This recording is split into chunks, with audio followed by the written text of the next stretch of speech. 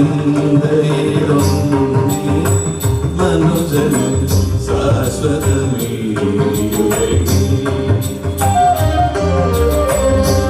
ഈശ്വര ചിന്തയിലും മനുജന് ശാശ്വതമേ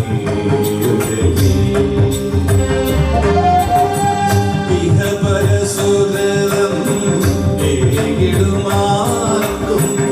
ഇതു സംസാര വിമോചന മാർഗം ഈശ്വര ചിന്തയിലും മനുജനു ശാശ്വതമേ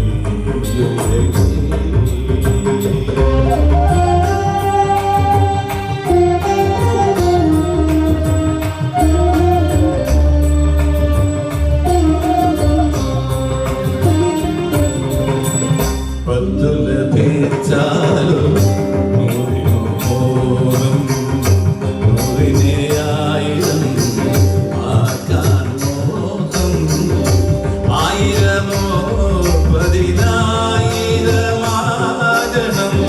ആശയ്ക്കുലകിരി അളവുണ്ടാവോ ഈശ്വര ചിന്തയിലും മനുജനു ശാശ്വതമേ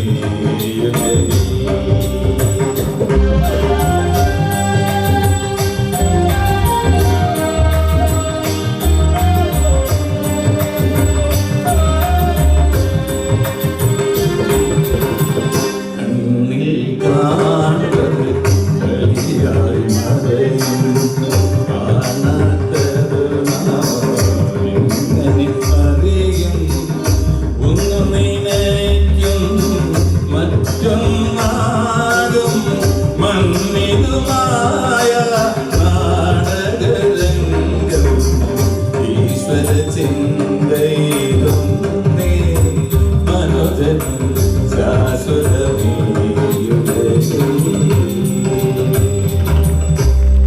താങ്ക് യു സോ മച്ച്. ഇത് ഈ തെക്കേട്ടപ്പന്റെ അനുഗ്രഹമാണ് ഇവിടെ വന്ന് പാടണമെന്നുള്ളത്. ഞാൻ ഇവിടെ വന്നപ്പോൾ യഥാർത്ഥത്തിൽ ഓർക്കസ്ട്ര ഗ്രൂപ്പ് ഇവരെ കണ്ടു.